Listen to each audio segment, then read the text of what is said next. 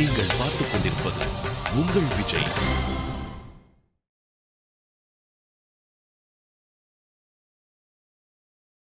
நீங்களே சொல்லுங்கண்ணே, நாலு முழுக்க ஓடி ஆடி வேலை செஞ்சு களைச்சு வந்து படுத்தா நிம்மதியா தூங்க முடியுதா? உங்க தம்பிங்க வர்ற கொரட்டை சத்தம் இந்த காம்பவுண்டே எழுப்புது. என்னையா பண்றது?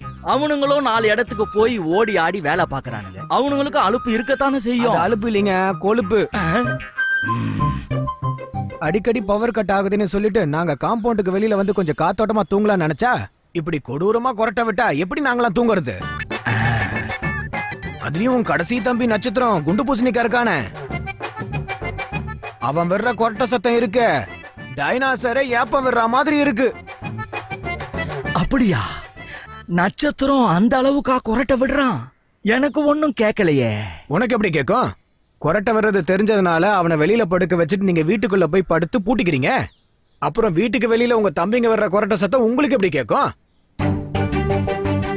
அதுவும் காதுல கிலோ கணக்குல பஞ்சு வச்சு படுத்தாலும் இவங்க வர்ற கொரட்டை சத்தத்துல பஞ்சே பஞ்சர் ஆகி போகுது. நல்லா தூங்கலான்னு அசந்து படுக்கும் போது அடிக்காத குறை எழுப்பி விட்டுறானுங்க. உன் கஷ்டம் எனக்கு புரியுது. இனிமே அவனுங்களால உனக்கு டிஸ்டர்ப் வராம நான் பாத்துக்கிறேன். அவனுங்களை வீட்டுக்குள்ள வச்சு பூட்டிட்டு நான் வெளியே படுத்துக்கிறேன். போதுமா? எப்படியோ கொரட்டை விடாம இருந்தா சரி. பவர் கட் இல்லாம பண்ண முடியுமா? அது எப்படி முடியும்? அதே மாதிரி தான் கொரட்டையும். கொரட்டையிலிருந்து நீங்க தப்பிக்கலாம், ஆனா கொரட்டை வந்துகிட்டே தான் இருக்கும். அது எங்களுக்கு கேட்காம இருந்தா போதும். கவலைப்படாம போ.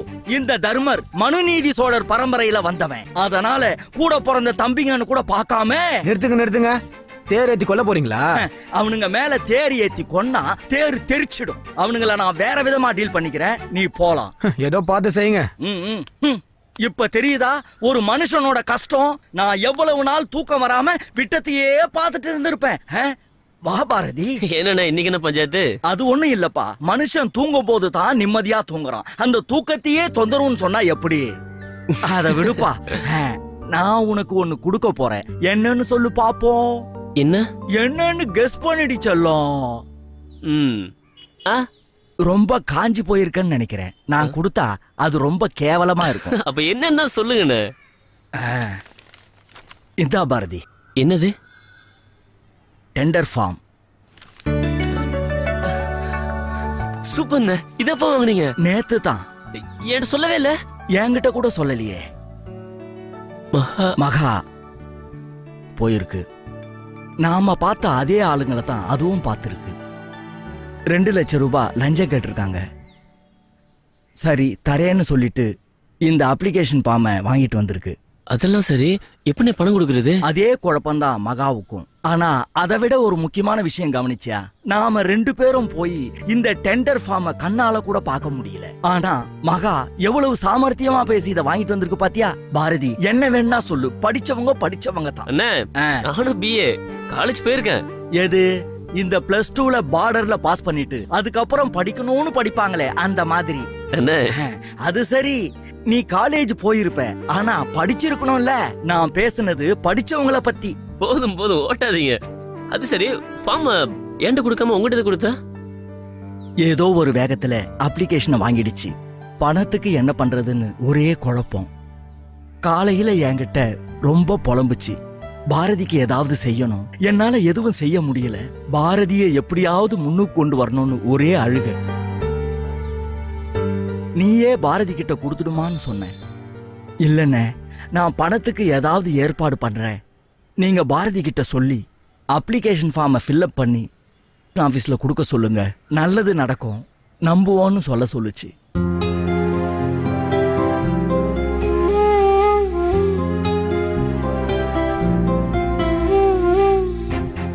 என்னப்பா என்கிட்ட கொடுக்க சொன்னதுக்கா ஃபீல் பண்ற? சேச்சே, நான் ரொம்ப கொடுத்து வச்சுவேன். இது என்ன நேரில் கொடுத்தா பணம் மற்ற விஷயத்துல நினைச்சு என்ன பண்ண போறேன்னு தவிச்சு போயிருப்பேன்.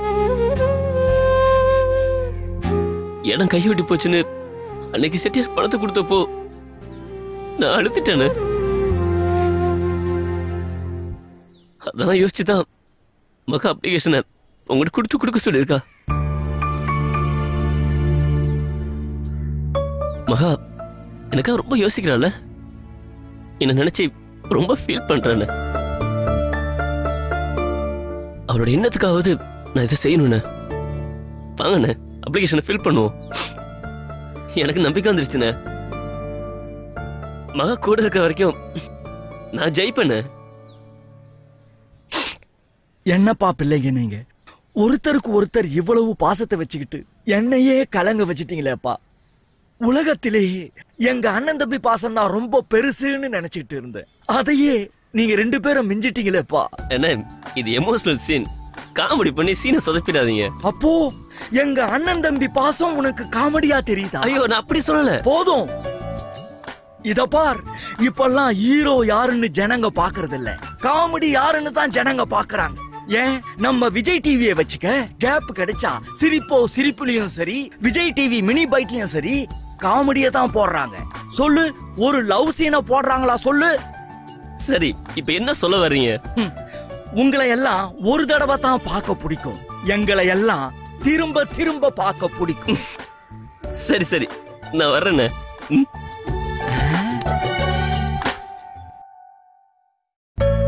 மெதுவா. ஓகே. எங்க போயிட்டு வர்றீங்க? சும்மா அப்படி வாக்கிங் போயிட்டு வரலான்னு ஜனனி தான்ப்பா கூட்டிட்டு போனா. ஆமாம்மா, முடியிறப்பெல்லாம் வாக்கிங் போகணும்னு டாக்டர் சொல்லியிருக்காரு. ஆமா, வாக்கிங் போனதும் நல்லதா இருக்கு. இவ்வளவு நாள் வீட்ல உட்கார்ந்து இருந்தது ரொம்ப போரிங்கா இருக்கு. நிறைய நாள் லீவ் எடுத்துட்டேன், காலேஜ் போகணும்ல.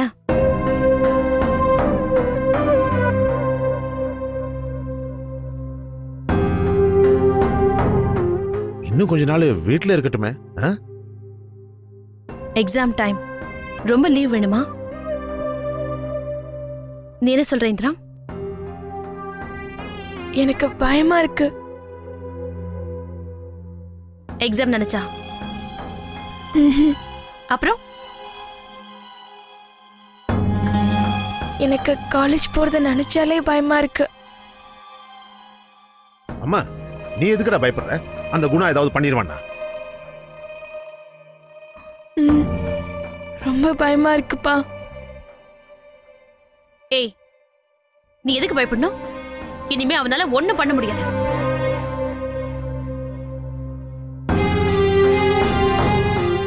இப்படி பயந்தா ரோட்ல கூட இறங்கி நடக்க முடியாது. தைரியமா இரு இந்திரா. நீ சொல்றது சரிதான் ஜனனி, ஆனா இவதான் பயப்படுறாள. ஏமா, காலேஜ் வேணா மாத்திடலாமா? நீங்க இவளுக்கு மேல. டெய்லி பயந்து பயந்து காலேஜ் போக முடியாது ஜனனி. இப்ப செமஸ்டர் எக்ஸாம் டைம், இப்ப போய் எப்படி காலேஜ் மாத்துவீங்க? ஆமா, அது ஒரு பிரச்சனை இருக்குல்ல. காலேஜ் மாத்துறத பத்தி யோசிச்சா 1 வருஷம் வேஸ்ட் ஆயிடும் அவளுக்கு. அதுவும் சரிதான். நீ அங்கேயே போ. அங்க குணா மட்டுமா இருக்கான், உன் ஃப்ரெண்ட்ஸ் எல்லாம் இருக்காங்கல்ல, ஒண்ணும் ஆகாது. கொஞ்ச நாளைக்கு வீட்ல இருந்து யாராவது ஒன்ன டிராப் பண்ணிட்டு வந்துடுறோம். அதுக்கப்புறம் காலேஜ்ல இருந்து வீட்டுக்கு கூட்டிட்டு வரோம். இதெல்லாம் மறுபடியும் செட் ஆகுற வரைக்கும் மட்டும்தான். அதுக்கப்புறம் நீ தனியா தான் போகணும். ஓகேயா? அம்மா, நீ போய் பாருமா. உன்னால அங்க போக முடியல, ஏதாவது பிரச்சனை வந்துச்சுன்னா அப்புறம் காலேஜ் மாத்திக்கலாம். இவ எதுக்கு மாறணும்? அவனை காலேஜ்ல இருந்து தூக்கிடலாம். தப்பு பண்ணுவான், தைரியமா காலேஜ் கண்டினியூ பண்ணுவான். தப்பு பண்ணாத நாம பயந்து ஓடணுமா?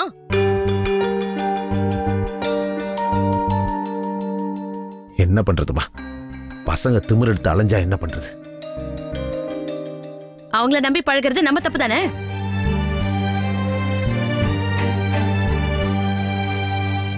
உன்னை ஹர்ட் பண்ணணும்னு நான் சொல்ல இந்திரா. நாம பழகிற ஆட்களை பத்தி நாம தெரிஞ்சுக்க வேண்டாமா? யார் நல்லவங்க யார் கெட்டவங்கன்னு நாம தான் புரிஞ்சுக்கணும். எல்லாரையும் நம்பி பழகிற அளவுக்கு இந்த சொசைட்டி கிடையாது. நாம கேர்ஃபுல்லா இருக்கணும். இப்போ உனக்கு தேவையானது புதுசு புதுசா ரிலேஷன்ஷிப் எல்லாம் கிடையாது, படிப்பு தான்.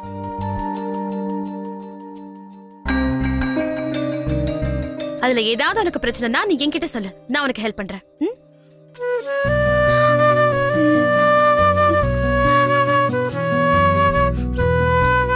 வீட்ல நீ இனிமே லோன்லியா இருக்க மாட்டே, அதுக்கு நான் பொறுப்பு.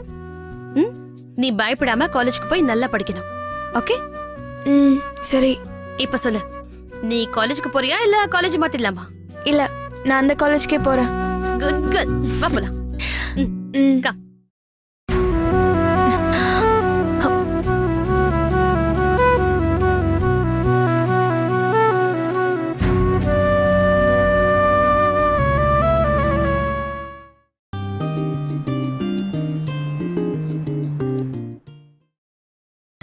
நீங்கள் பார்த்துக் கொண்டிருப்பது உங்கள் விஜய்.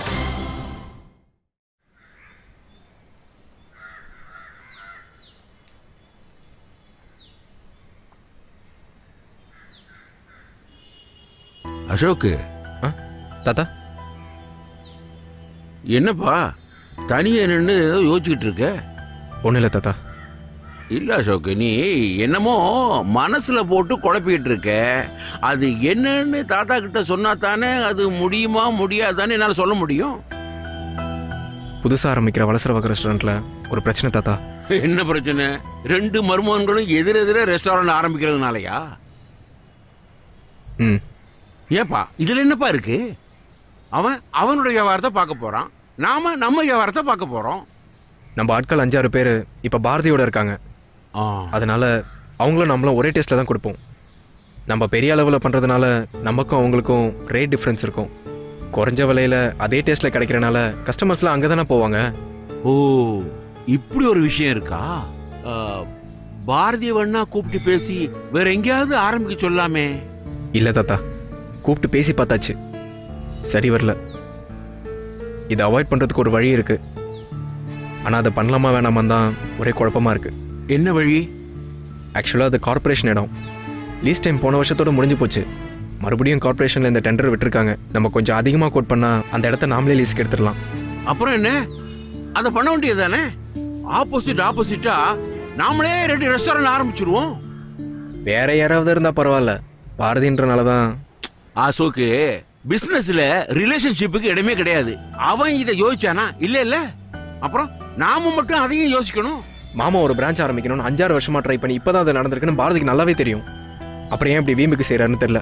இந்த பாரு, பிசினஸ்ல சக்சஸ் ஆகுறதுக்கு ஒரு முடிவை நாம எவ்வளவு உறுதியா எவ்வளவு சீக்கிரமா எடுக்கிறோமோ அதை பொறுத்து தான் இருக்கு. டெண்டரை நாமளே எடுக்கலாம். இதனால நம்ம ஃபேமிலிக்குள்ள குழப்பம் வந்துடக்கூடாது தாத்தா. இதுக்கு மேல நம்ம ஃபேமிலியில என்ன குழப்பம் வரப்போகுது? அதெல்லாம் ஒண்ணும் வராது. இந்த இடம் இல்லைன்னா பாரதி எப்படியும் வேற இடத்துல ரெஸ்டாரண்ட் ஆரம்பிச்சிருவான். நீ பாரதின்னு பார்க்காம நமக்கு எது சரியா வருமோ அதை செய். இதுல குழம்பிக்க ஒண்ணும் இல்ல. இல்ல தாத்தா, நான் பாரதிக்கு எதிராக வேணும்னே பண்றதா மாமா தப்பா நினைச்சிட்டாருனா? என்னப்பா நீ தேவையில்லாம எதையாவது யோசிச்சு குழம்பிக்கிட்டே இருக்க. உன் மாமன் தான் ரெஸ்டாரண்ட் விஷயத்துல எல்லா முடிவையும் உன்னை நம்பி உன் கையில கொடுத்துருக்கான்ல, அப்புறம் என்ன? இருந்தாலும் அவர்கிட்ட ஒரு வார்த்தை சொல்லிட்டு. அதெல்லாம் ஒண்ணு வேண்டாம். நீ முதல்ல டெண்டரை கோட் பண்ணு, மத்ததெல்லாம் அப்புறம் பாத்துக்கலாம். அவன் ஒன்னும் சொல்ல மாட்டான் ஐயா. அப்படி அவன் ஏதாவது சொன்னான்னா நான் பாத்துக்கிறேன். முதல்ல டெண்டரை கோட் பண்ணு.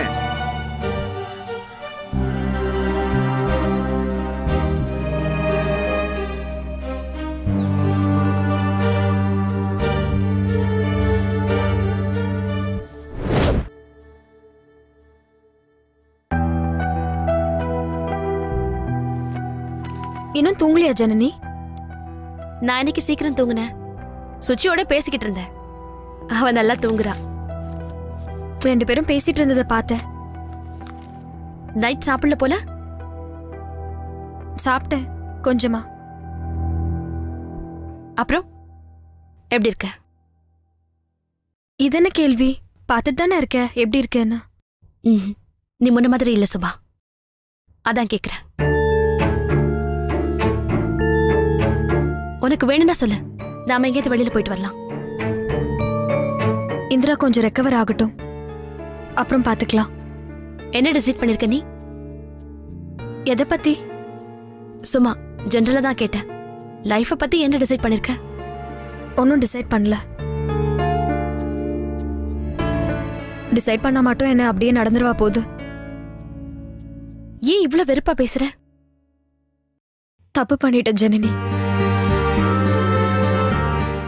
எல்லா விஷயத்திலயுமே தப்பு பண்ணிட்ட. ஏய், அப்படி ஒண்ணும் இல்ல.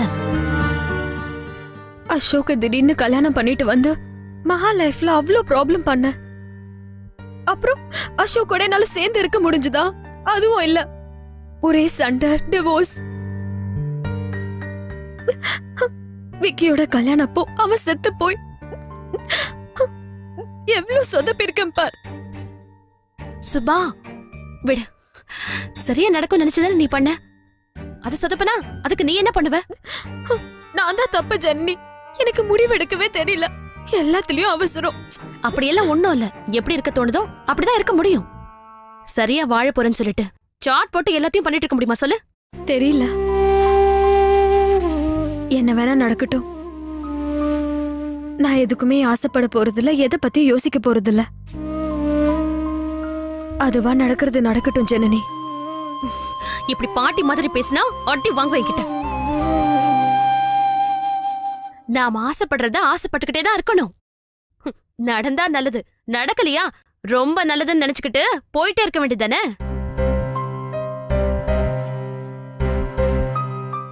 சுபா, இப்போதைக்கு வேலையில மட்டும் நீ கான்சென்ட்ரேட் பண்ண. கொஞ்ச நாள் போயிட்டு கல்யாணத்தை பத்தி எல்லாம் யோசிக்கலாம். ஐயோ, ஆளை விடு. எனக்கு கல்யாணமும் வேண்டாம், ஒண்ணும் வேண்டாம். உன்ன கல்யாணத்தை உடனேவா பண்ண சொன்ன? கொஞ்ச நாள் கழிச்சு யாரையாவது பிடிச்சா பண்ணிக்கலாம் தானே. எனக்கு இனி யாரையும் பிடிக்காது ஜனனி. எனக்கே என் மேல நம்பிக்கை இல்ல இப்போ. சரியா யோசிக்க தெரியல, சரியா பேசாம எல்லாம் பண்ணி பட்டதெல்லாம் போதும். எனக்குன்னு என்ன வேணும்னு கூட எனக்கு தெரியல. அப்புறம் என்ன ஆள் நானு? இப்படி உன்னையே நீ திட்டிக்க ஆரம்பிச்சா அது ரொம்ப கஷ்டம் சுபா. நம்மள திட்டவும் கிரிட்டிசைஸ் பண்ணவும் நம்மள சுத்தி நிறைய பேர் இருக்காங்கல்ல. இதுல நாம வேற செய்யணுமா என்ன? இனி எதுவும் வேண்டான்னு நீ மைண்ட் எல்லாம் பிளாக் பண்ணிக்காத. லைஃப் டிராவல்ல நீ யாரையாவது மீட் பண்ணாமல இருக்க போற? அப்புறம் பாத்துக்கலாம். இல்ல ஜனனி, இவ்வளவு நாள் நான் பேசின மாதிரி இல்ல. எனக்கு கல்யாணம் எல்லாம் வேண்டாம். அந்த ஆசையே போயிடுச்சு. எனக்கு யாருமே வேண்டாம். நான் இப்படியே தனியாவே இருந்துக்கிறேன். வேற ஏதாவது பேசலாமே ப்ளீஸ்.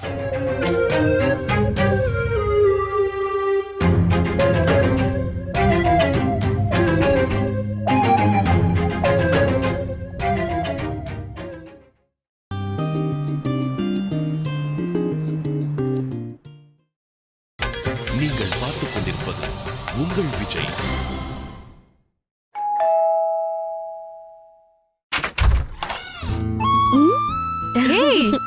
என்ன சர்ப்ரைஸா இருக்கு. இதுக்கு தான் ஃபோன் பண்ணி நான் எங்க இருக்கேன்னு கேட்டியா? வேற எதுக்கு கேட்பாங்க? 2 வீலர்ல வந்த?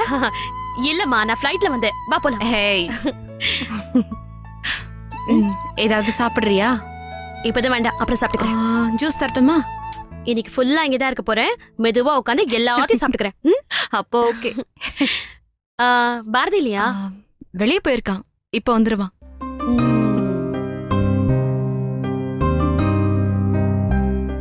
எப்படி இந்த சின்ன வீட்ல இருக்கிற அதானே கேட்க போற? இல்லையே. இதெல்லாம் கேட்டு பதில் சொல்லி பழகிடுச்சு. இப்ப கேக்குறேன். வீட்டுக்கும் சந்தோஷத்துக்கும் சம்பந்தம் இல்லைன்னு தெரியும். ஆனாலும் இவ்வளவு சின்ன வீட்ல இருக்கிறது கஷ்டமா இல்லையா? இல்ல. உண்மையை சொல்லுமா?